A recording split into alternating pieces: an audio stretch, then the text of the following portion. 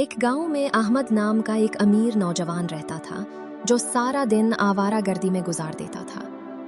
वालदैन के इंतकाल के बाद उसका बड़ा भाई बिलाल उसकी जिम्मेदारी संभाल रहा था। अहमद, तुम 20 साल के हो चुके हो, कब तक यूं वक्त जाया करते रहोगे?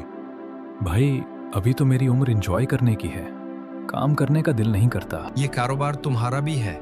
कब जिम्मेदारी समझोगे? सीधा क्यों नहीं कहते कि मैं आप पर बोझ हूँ? अहमद की ये बात सुनकर बिलाल को बहुत दुख हुआ और अहमद गुस्से में घर छोड़कर निकल गया। आपको इतना सख्त नहीं होना चाहिए था। अगर आज नहीं समझाया तो ये कभी नहीं समझेगा। इसी दौरान अहमद की मुलाकात ज़ारा से हुई। ज़ारा, मैं तुमसे मोहब्बत करता हूँ। अहमद, मुझे तंग करना बंद करो। मैं अपने वालिद का एतमाद नहीं तोड़ सकती। शाम को शिकायत बिलाल तक पहुंच गई और मामला मजीद बिगड़ गया।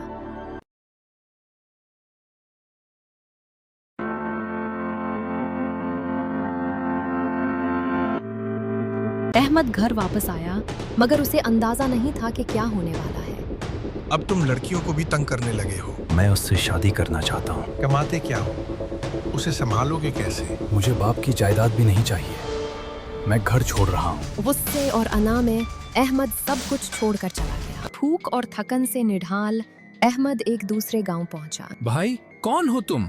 क्यों रो रहे हो? अगर तुम्हें मसला है तो मैं कहीं और चला जाता हूँ। नहीं यार, लगता है भूखे हो। चलो खाना खिलाता हूँ। खुलूस। एक अजनबी ने उसे वो दिया जो अपनों ने नहीं दिया था।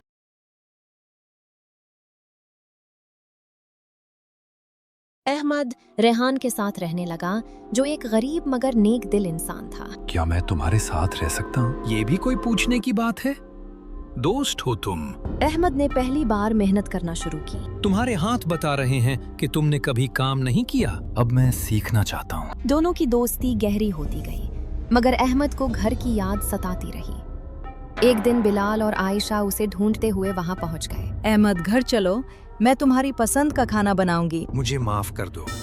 अहमद मान गया मगर अपने सच्चे दोस्त को भूल गया।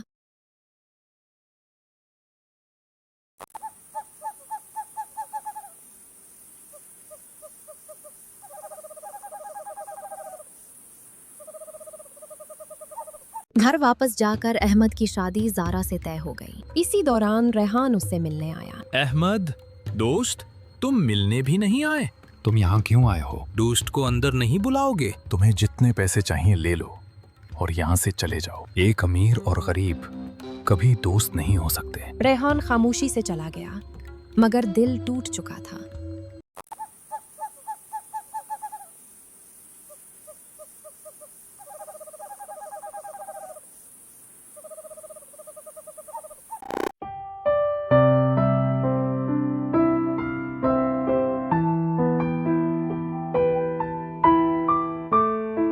कुछ महीनों बाद किस्मत ने एक नया मोड़ लिया।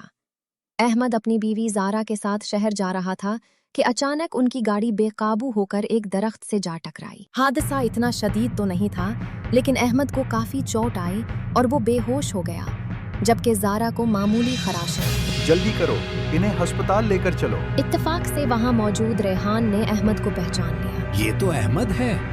जल्दी करो, वक्त जाया न करो। रेहान ने लोगों की मदद से अहमद और ज़ारा को फौरन करीबी अस्पताल पहुंचाया। अस्पताल में डॉक्टर फौरन अहमद का इलाज शुरू करते हैं। उनके जिस्म से काफी खून बह गया है, फौरन खून की जरूरत है। डॉक्टर साहब, मेरा खून ले लें। हम पहले ग्रुप चेक करेंगे। बदकिस्मती से बिलाल का खून मैच नहीं हुआ और वक्त तेजी से गुजर रहा था। डॉक्टर साहब, मेरा टेस्ट कर लें।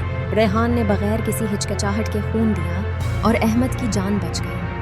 कुछ दिनों के इलाज के बाद अहमद को होश आ गया। खुशकिस्मती से आपका खून मैच कर गया है। मैं कहाँ हूँ? तुम महफूज हो, खुदा ने तुम्हें बचा लिया। कुछ देर बाद अहमद को सच्चाई का पता चला। तुम्हारी जान एक ऐसे शख्स ने बचाई है जो तुम्हें अपना सच्चा दोस्त समझता है। कौन? रेहान। ये सुनकर अहमद की आंखों में आंसू आ गए। मैंने उसके साथ बहुत बुरा सलूक किया, फिर भी उसने मेरी जान बचाई। कभी कभी जिंदगी हमें ऐसे सबक देती है जो हमें हमेशा के लिए बदल देती है। सच्ची दोस्ती वो होती है जो बगैर किसी लालच के मुश्किल वक्त में साथ दे।